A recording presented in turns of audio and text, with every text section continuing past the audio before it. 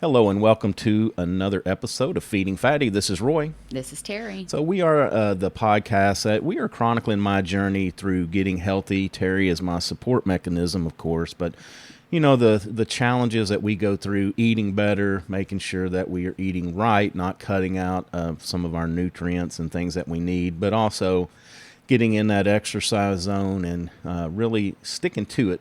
It's been one of our issues is, we do good for a while and then fall off the track. But we also like to bring professionals to the show to talk about different issues that sometimes we don't know what we don't know, but sometimes we also may need a helping hand. And so today is no different. We have an awesome guest. And Terry, I'll let you introduce Elizabeth. Yes, thank you.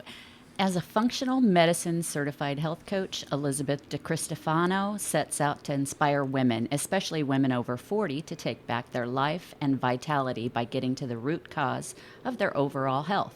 Health and wellness has been in Elizabeth's world for the last decade and has evolved as soon as she turned 40. Elizabeth's career was mainly in the apparel world, working for companies including a New York designer brand and a Fortune 500 company. A career that was not sustainable, and in the midst of her starting her own health journey, she experienced burnout. Taking on a mind-body approach, Elizabeth started incorporating optimal nutrition, meditation, journaling, daily workouts, and movement, and practicing setting boundaries, all of which helps her thrive in everyday life. Elizabeth, thank you so much for coming on the show. There's so much to cover here. But we really appreciate you coming on and talking about your story and your journey to help women over 40. Thank you for having me on. This is going to be great. I'm excited. So you were in the corporate world, and did you have a specific health issue or many health issues? How did that steer you toward being a functional medicine health coach? Yes. So the burnout actually took place, I want to say about 5 or 6 years ago. And that was when I was in the corporate 500 company. And it was at the same time I was actually starting my own health journey, meaning I was understanding more of the, nutrition, like whole foods. I did actually the Whole 30, starting that out. Took on, workouts, so a workout regimen that actually worked for me. So when I started that journey and started seeing some great results, I got a promotion. And that promotion led to longer hours. Mm-hmm. And it was only because I work with overseas. So you had to be on very early and you had to be on at night when they are up.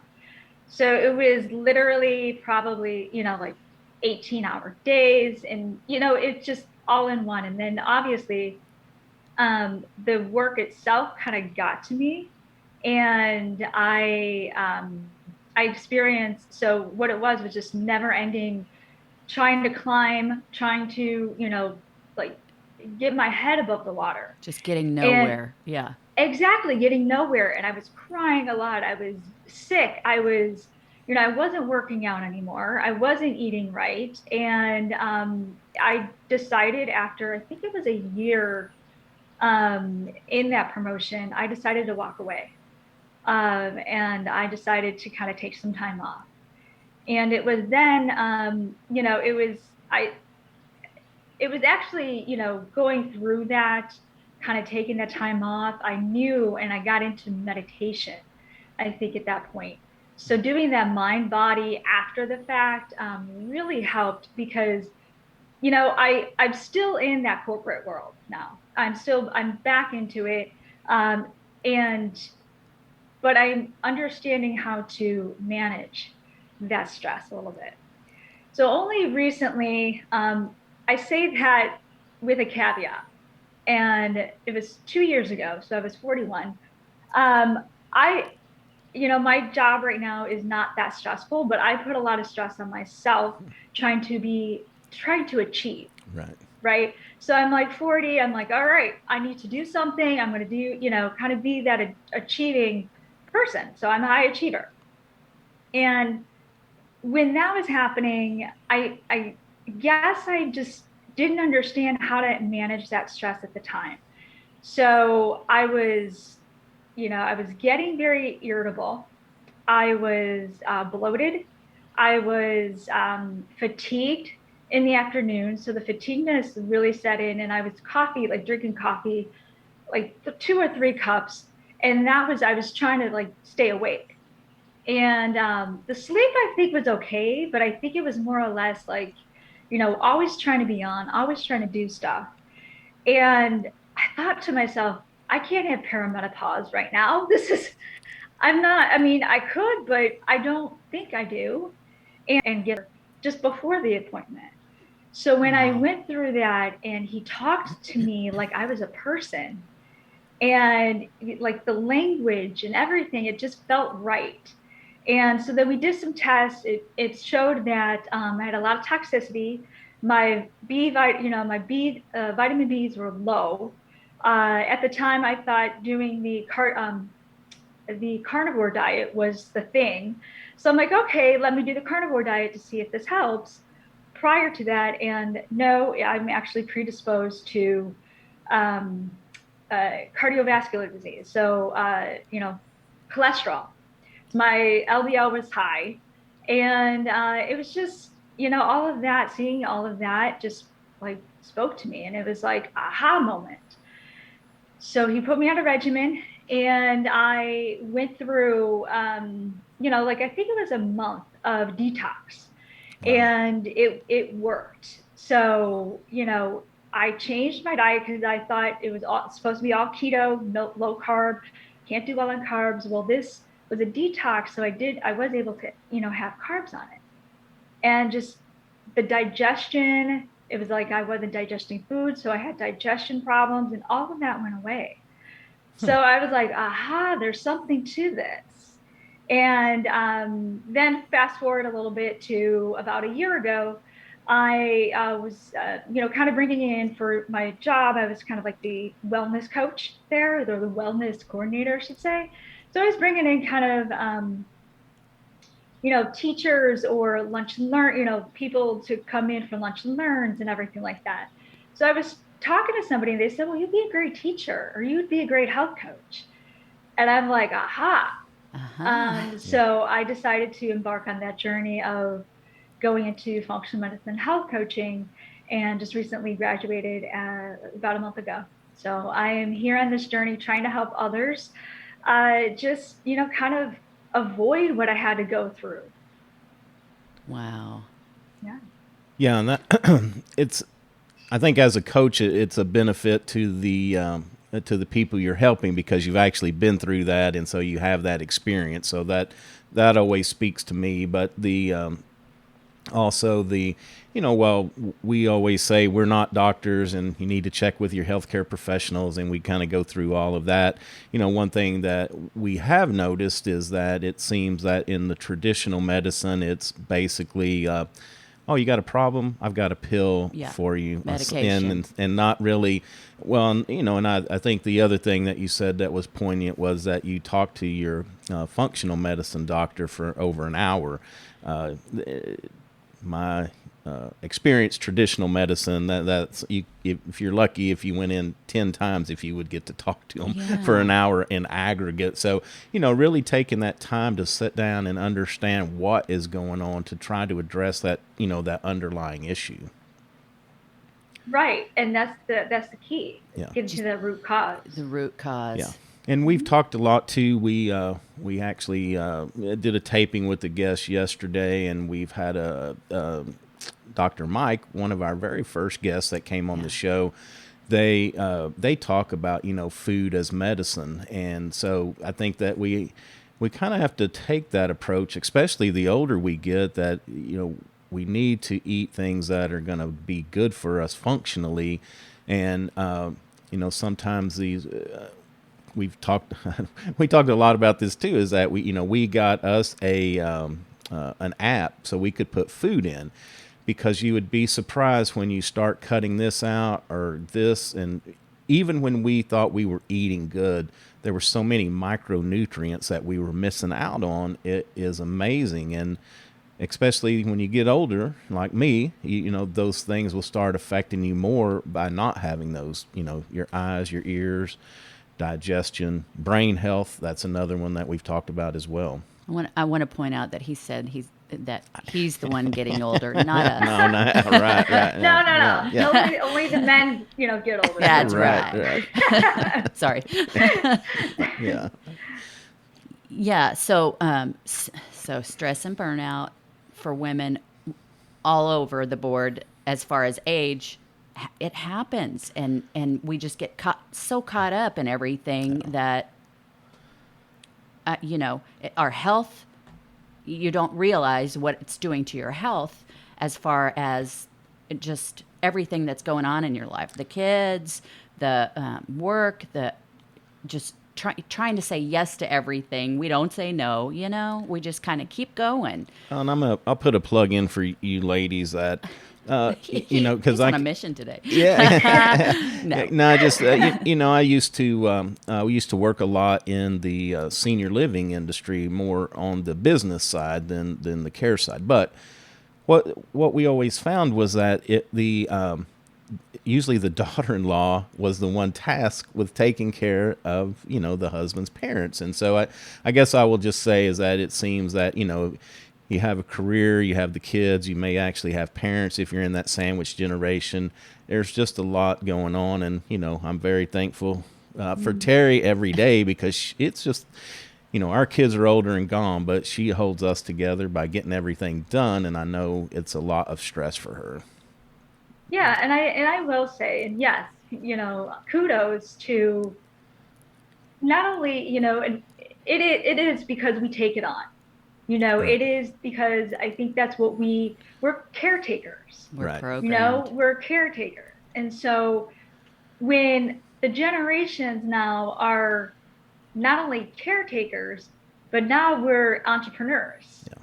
So now we're taking on the role of, being high achieving, being the role model of, I guess, bringing home the bacon. Right. But it's not just that, though. I think being everything, I think we take that badge of honor to be that Wonder Woman. Yeah. Now, I will say a caveat to that, though. Things are shifting a little. I've noticed that husbands are starting to take the role of the at-home dad. Yeah. It's not widely, there yet. There's not a lot of men who do take that role. But, and I, honestly, I have my husband help in with whatever I need help as well. Yeah. Like, roles have shifted since I've taken on this health coaching and this podcast. Yeah. I don't clean that much anymore. So I said, can you help me clean? Whereas, and that's the thing, you have to delegate. Yeah. We have to be able to understand that it's okay to say no, because we can't do everything. Yeah, Right. it's not a sign of weakness. And I think that we, Right.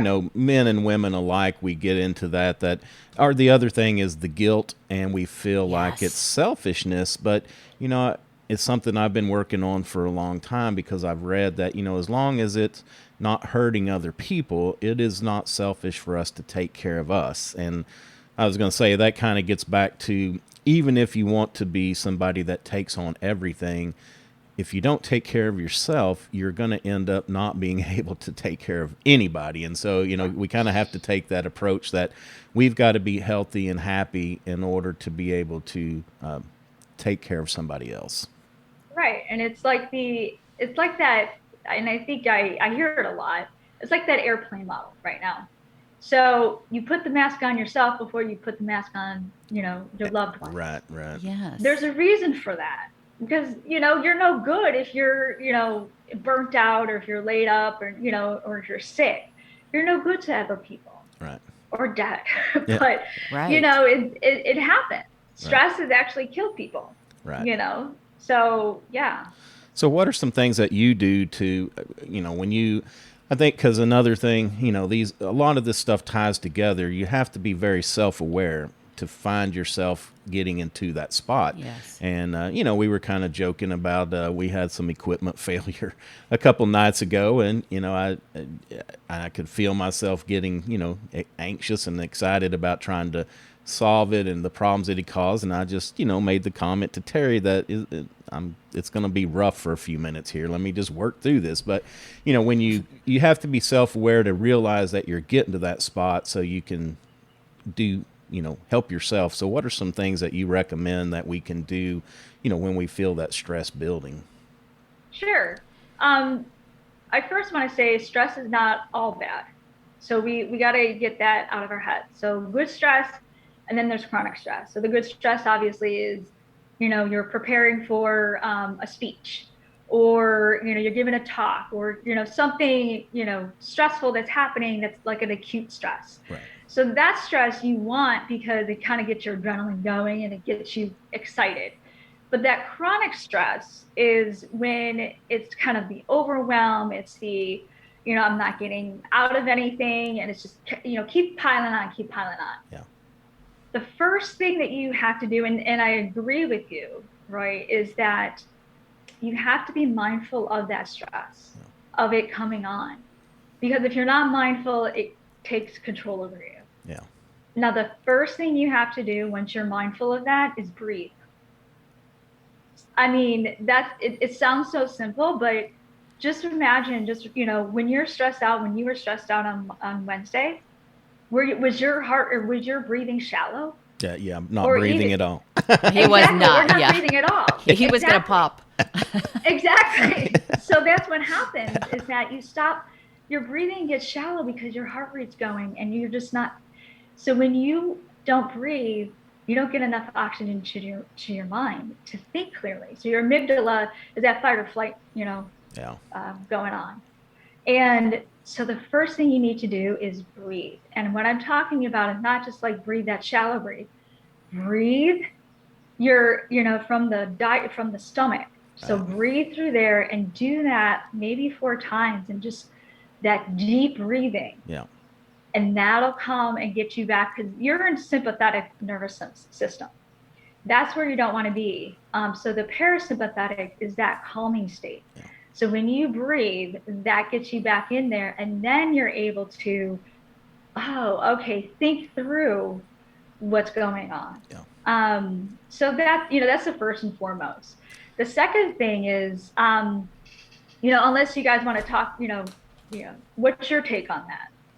No, I think it's interesting because I've done a little bit of yoga. I'm not a yogi master quite yet, but that's one thing I kind of learned through listening and watching, is that we would be really surprised to understand all of our functions that breathing can help and control, and being mindful of the breathing too. But I used to have a sign that hung over my desk that had things that I wanted to do that day, like break a sweat, drink my water, get my sleep, but I had breathe on there. And people used to laugh and say, you got to tell yourself to breathe. And I'm like, yeah, I really do, because it's not only stress, but sometimes it's intensity.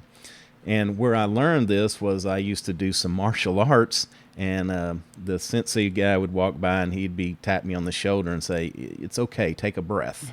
And then we went to a paint, where they have the instructor at the front of the class, 20 people out there, and we're all she's telling us what brush and what color, and we're, going through the motions. And she walked by and told me the same thing. She walked by and she said, it's perfectly okay to breathe while you do this. And so anyway, that kind of cued me into the fact that when I get intense about something, I quit breathing.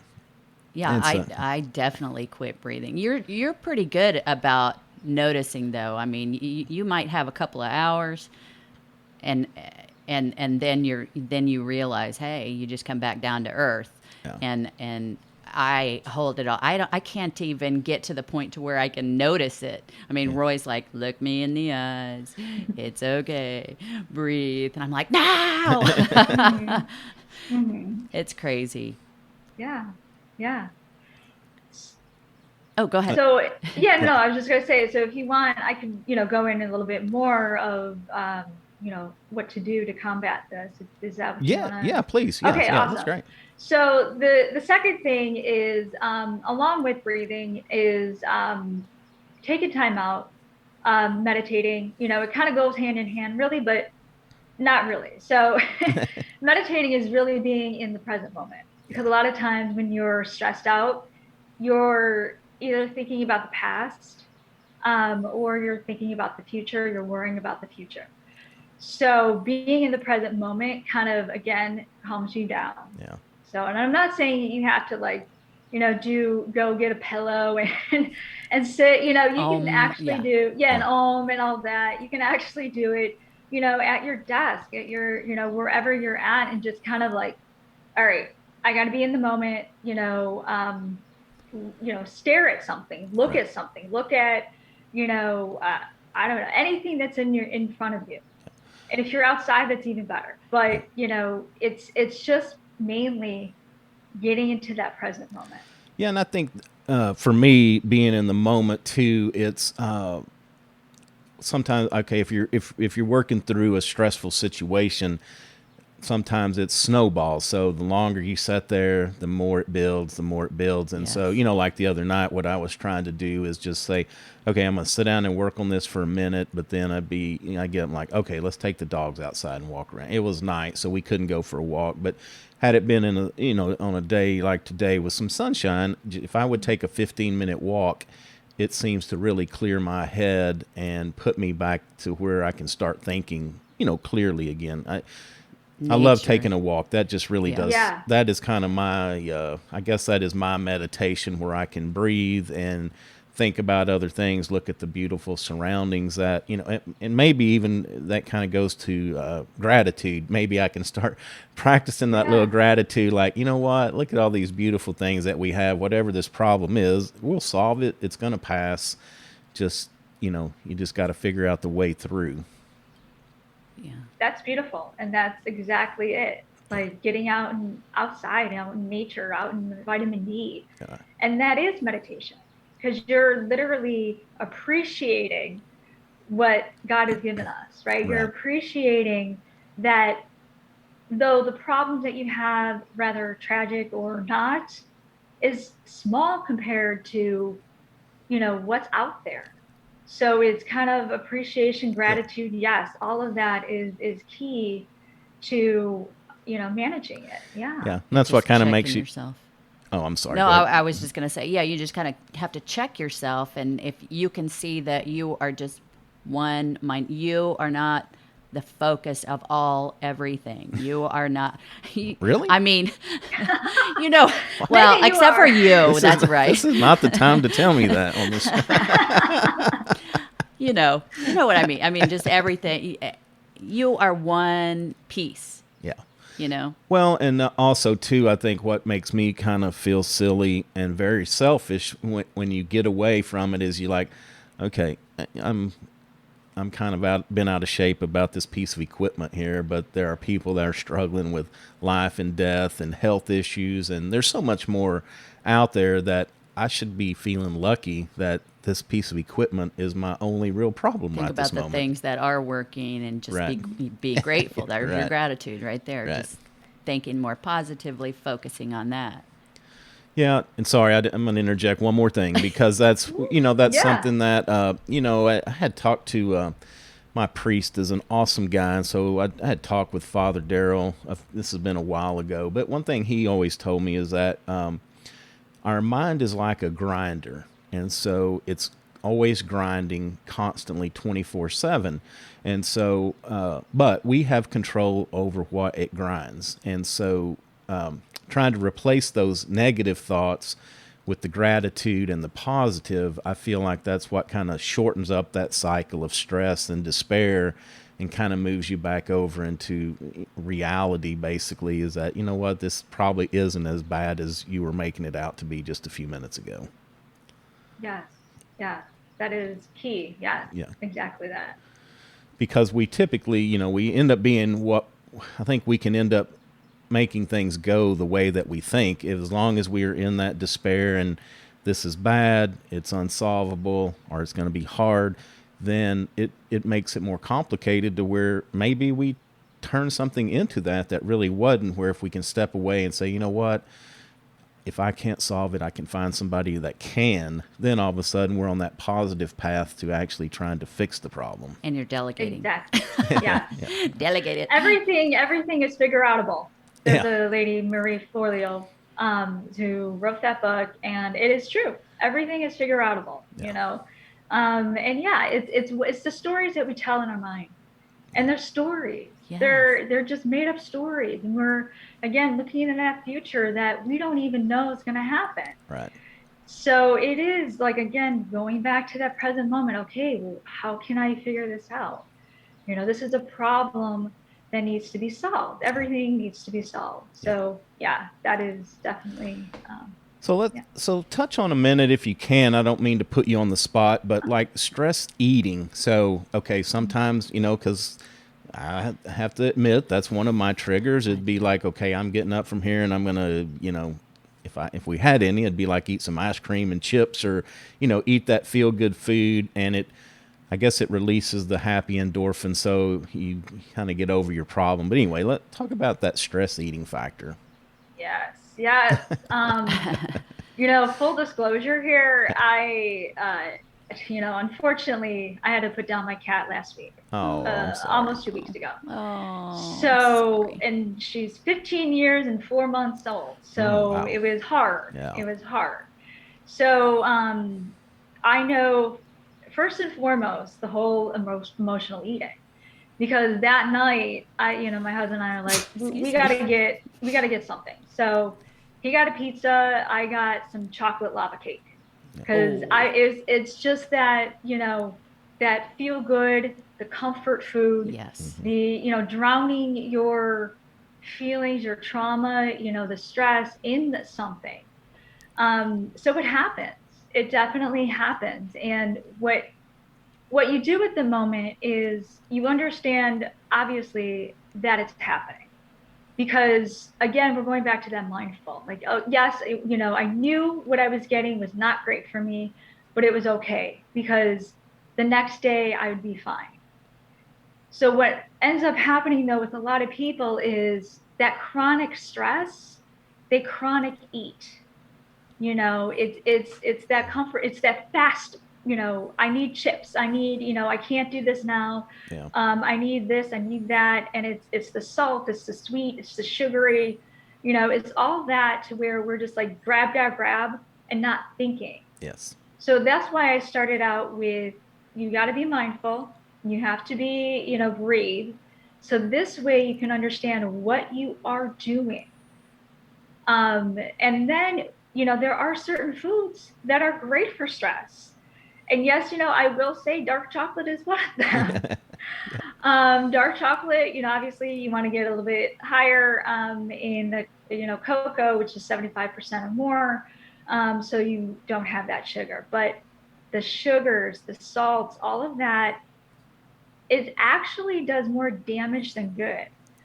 Because what you're doing is, well, there's two things that's happening. First of all, when you're stressed out, you don't want to eat, right? So you're in that fight or flight. So that blood, the blood that usually goes to your digestion is now going to your arms and legs because it is saying for you, you want to flee. You want to fight or flee, you know, fight or flee. Yeah. And it's when you're in parasympathetic stage, you obviously are digesting well and everything else, right? But you're holding on to your gut, you're holding on to your digestion, and you don't even want to eat, or you're just thinking of that, you know, fast food. Your digestion then is not going to work properly. So even if you don't think you're stressed out and you're not chronic stress, but you have that digestive issue, that's not good because you're not getting that essential nutrients, even when you're trying to eat that healthy, you know, food. Now, why I bring the gut in and the digestion is because 80% of your immune system relies in your gut. So that is why when you're chronic stress, you get sick faster. And with this COVID, you want that immunity to be like 100% and then some. So you want to boost that. That is where that eating, the digestion, and all of that comes in play. So probiotics, prebiotics, prebiotic food can be um, flax seeds, pumpkin seeds, I think garlic, stuff like that. Those are prebiotic foods that you want to introduce as well as probiotics. So you can kind of get that digestion going there. So yeah, it is hard though in the moment Yes. when you just want something quick and fast and easy and sugary and fried, whatever it is. But getting to the understanding that it's only going to be one time, and then tomorrow I'm going to be doing something better for myself. That's when you manage that stress. Yeah, sometimes we have trouble with that. It's like if we go off track as far as eating, if we go off track, once or twice during a week, it's hard to get back into, it's like, okay, well, today's today. We finally get to today's today. Tomorrow's another day. Mm-hmm. And then the next day, the same thing. It's like, oh, we can't get back on track. It's so hard to do that. I guess it just boils down to what you were talking about earlier. Just the breathing, being able to be present and all encompassing without adding more stress, and just being able to break out of that cycle. Yeah, and it doesn't have to be all at once. Like, for example, if you chronically, emotionally eat every meal, just maybe cut one meal to a nutritional meal or something that helps Right. just baby steps. It doesn't have to, because when you do things, and we tend to do things full force, right? Restrictive. Right. But that adds more stress onto you. Yeah. Mm-hmm. Because you're thinking that, well, either there's two things. You're thinking, well, that didn't work, so I might as well just go back to what I was doing. Or it's like, it's too stressful that you're, keep, either, dieting or counting calories or all that. You don't want to do that. You just want that one good nutrition meal. And then how do you feel after that? You got to ask yourself, how do I feel after this? Does it make me energized? Does it make me, think better? So how does that, because food is medicine, right? You said that before. Mm-hmm. Food is medicine. So whether it's poisoning you or it's helping you, that is your choice. Right. So it's like, okay, well, maybe let's just change out this breakfast to be a nutritional protein shake if I'm in a hurry.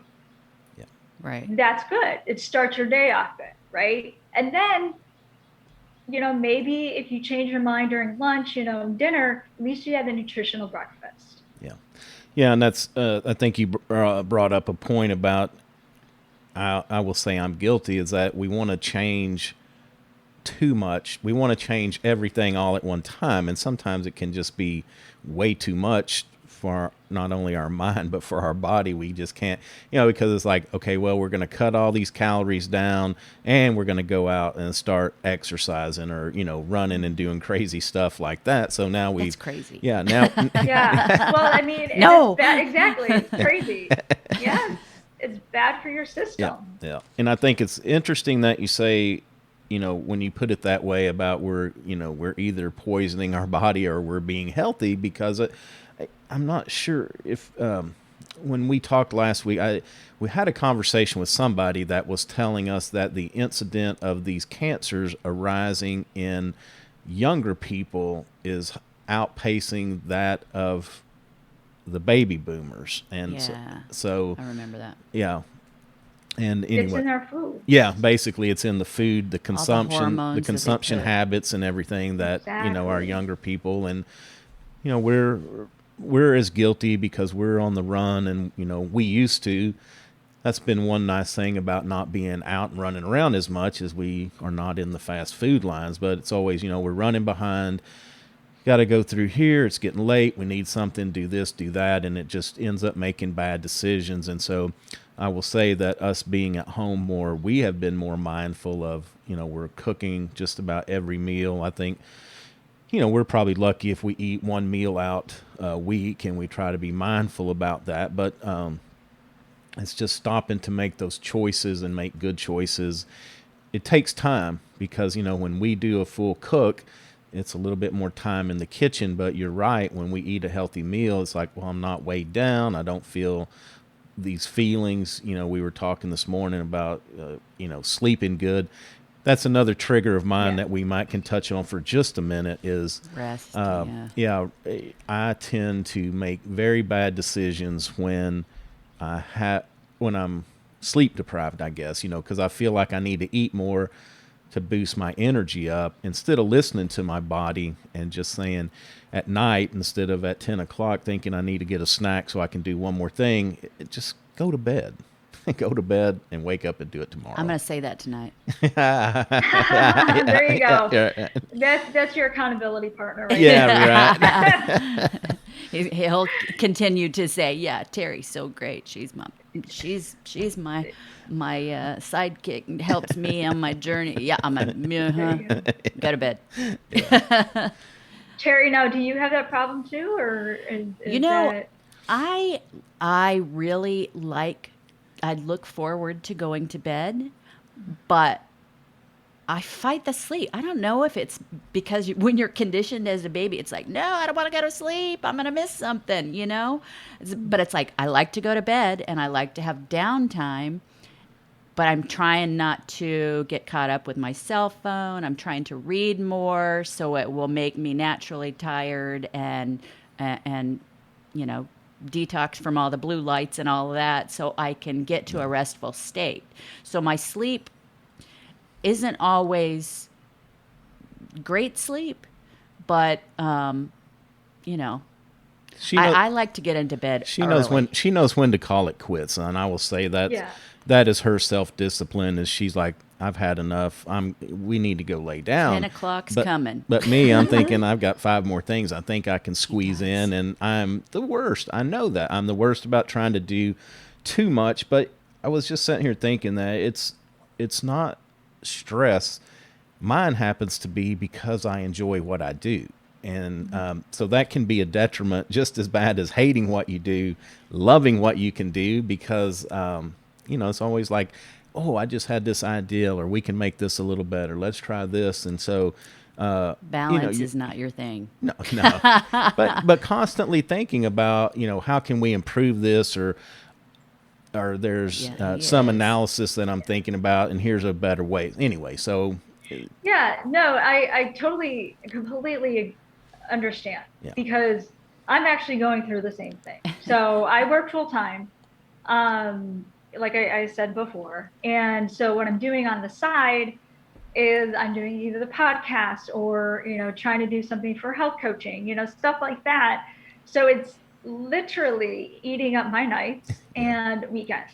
Exactly. So, however, I will say, and it's gotten a little off track recently, but I religiously, like at 9:30, probably, if anything, 10 o'clock, shut down everything, no matter what. And I take magnesium, and for me, I take a progesterone. So it's very calming at night, especially magnesium. So you want to, and Terry, you kind of alluded to this, to where you kind of wind down, right?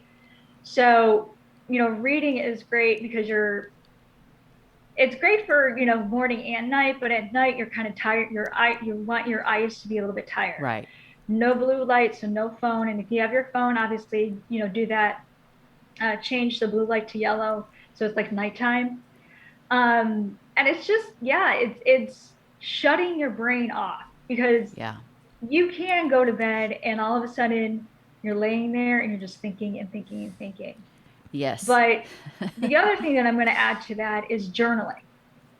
So journaling is another thing to where when you have that brain going, writing it down, it's getting it out. It's like therapy. It's getting it out of your brain onto paper.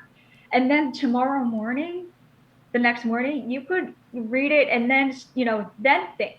Yeah. But when you get it out of your system, it's just, then it leaves just for a peaceful rest. Now, the number of sleep, the number of hours, they say you have to get 7 to 8 hours of sleep.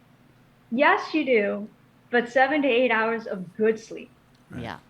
So the quality is a little bit more important than the quantity at this point. So if you're getting up, every hour on the hour, that's not good. If you're tossing and turning, if you're going up to go to the bathroom 3 times. So stay away from water. Stay away from a lot of water, yes. But that interrupted sleep is not really the best. And then, the next day you're going to feel groggy, you're going to feel irritable, you're going to make the bad choices. So it's getting to that wind down. And then even when you wake up, don't look at your phone. Leave your phone in another room if you have to. I know. We just recently got, alarm clocks, old alarm clocks, so our phones aren't in our possession. Yeah. But it's only that. The reason why I say that is because it starts your morning like this.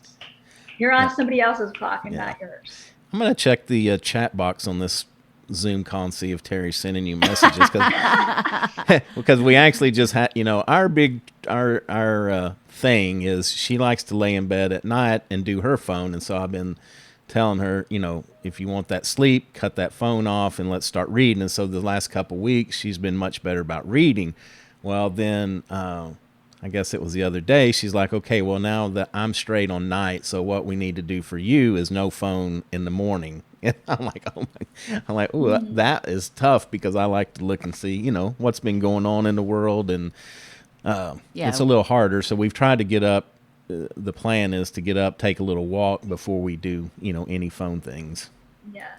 And get up fast. You just get up. When you wake up, get up out of bed. It's not easy to do, because you could just sit in bed and do what you're, check your phone. Yeah. And you could be there forever. So it's like an hour or so after you wake up, it's like, hey, I've been up. Right. I haven't done anything, but I've been on my phone. Yeah. Right, exactly. Yeah, I think it's important. For me, I look at everything trying to be more balanced. That sleep, listening to our body, drinking the water. Don't do that enough, but we got to get that water consumption. But cutting it off at a certain time so you're not going to the bathroom all night. Right. Exactly. Yeah, and I think starting the morning off, we go back and forth, but having that bottle of water with that first cup of coffee, it seems to me, if I can get that bottle of water in earlier, then it's like I've set a precedent for the day to drink more water, where if I don't have it first thing, I tend not to drink any water. So many things to wrap up. And we can help ourselves, let me put it that way. Sometimes we're our worst enemy. And because I think I know I handle the stressful situations much better when I'm rested, when I feel like, I'm getting my exercise, when I'm just healthier feeling. Things don't tend to bother me near as much. And I assume that's, the way it is for most people. Yeah. Again, you can never eliminate stress. Stress will always be there. So it's how you manage it. So if somebody tells you, well, these are the, things you can do to eliminate stress, they're lying. Okay, because we're always going to have stress. Right. It's how you manage it and how you bounce back from that stress, that trauma, anything that's kind of overtaking that moment. It's how you bounce back. Yep. That's the key. Yeah. So let's remember, breathe when that stressful situation comes at you. When somebody tells you got to do this, just take a few deep breaths, or just be mindful. I think that's another good message, is let's just be mindful of everything: our breathing, our eating, our sleeping. Listen to our body. We can help ourselves so much better. But I know we are way long, Elizabeth. It's just been awesome conversation. A lot of great things to think about. So one question we always ask is, what is a habit that you have, a habit or a tool, maybe an app or something that you use in your daily life, personal or professional, that you feel really adds a lot of value? Ooh, good question. The You alluded to journaling. yes, Is that that something is. that you do every day, I or used to. I used to. But now something that you that, should do every time, day?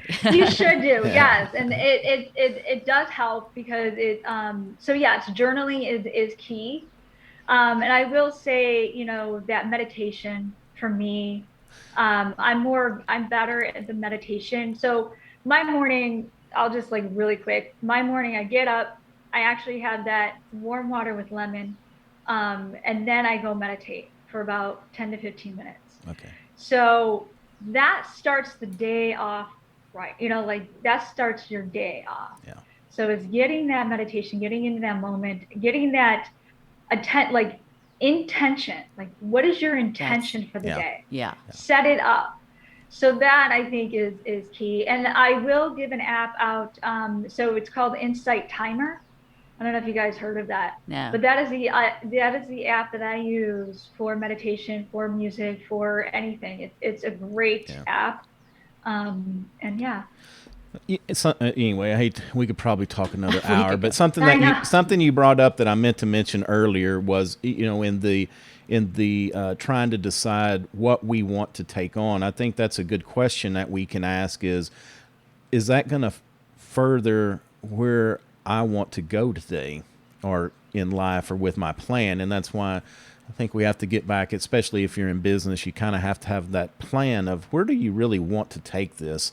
And then that's how you, that's kind of your litmus test for these things that come at you every day are, is this going to further my goal? If it's not, and it's not going to hurt somebody else, then we can say no, and we can be okay with that. Whereas if this is something I need to do to further that goal, then yeah, that's something that we want to take on for sure. Mm-hmm. Exactly. It's the intention. It's all of that, the purpose. Yeah. And then the meditation, how do you do that? I know there are apps and, there's a lot of different methods. I guess the biggest thing is you just basically kind of want to clear your mind, be in the moment, and then not let these outside. But everybody kind of has to find their own path into that. Exactly. And you said it perfectly. It's finding your own path into it. Yeah. Like I do a lot of guided meditation. Some people can do just like breathing meditation. There's so many different types. Yeah. Loving kindness meditation, chanting, getting your chakras, aligned. There's just so many different ones. You just have to try it out for yourself. Okay. And don't do like the 25 minutes at first because you're going to hate it. Yeah. Do that 5 minutes and you don't have to clear your mind. People think, oh, I need to like not think. You're always going to think. Your mind's like working nonstop. It's just understanding and appreciating those thoughts, but kind of getting them a little bit out of the way and clearing, just kind of clearing the way a little. Okay. All right. I promise we're wrapping it up now. Tell us, who can you help? What can you do for them? And of course, how they can reach out and get a hold of you. And then not only with the, the functional health coaching, but also your podcast as well. Yes. So I am doing both. So health coaching and podcasts. So they could reach out to me. My website is www.elizabethdecristofano.com.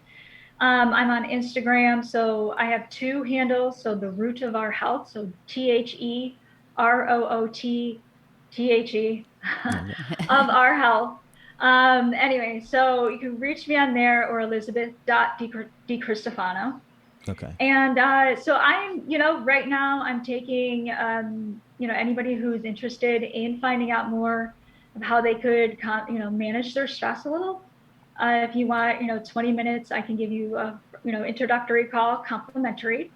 And then we'll just go from there. And then if you want to listen to my podcast, it can be found anywhere. This is a podcast that deals with, health and wellness for women over 40, seeing through the functional medicine lens. So getting to that root cause.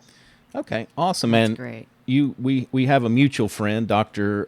Carol. Carol, Have you had your I'm interview? actually doing her interview at 1 today. Okay, So, awesome. Okay. yeah. So I'll be doing her interview Okay. today. You will Yeah. love her. She Yeah. just I know. So we have a prior episode you can go back and listen to with Dr. Carol Schwery, if I get Yes. I gotta get the name right. Carol Query. Schwery. Exactly. Yeah. And but anyway, and you can go over to Elizabeth podcast, and hopefully within the next few weeks that one will be released as well. But a lot of great information. We appreciate, stress controls a lot of our situations these days, so we appreciate you talking about that very much.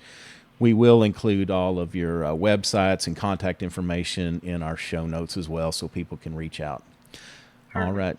Until then, that's going to do it for another episode of Feeding Fatty. We appreciate our listeners very much. And, of course, you can find us at www.feedingfatty.com. We're on all the major social media platforms, as well as this a video of this interview will go up when it goes live as well, so you can find it on YouTube. We are on all the major podcast platforms, iTunes, Google, Stitcher, Spotify. If we're not on one that you listen to, please reach out. We'd be glad to add it. So till next time, y'all take care of yourself and take care of each other. Elizabeth, thank you. Have a great day, everybody. Bye. Thank you. Thanks.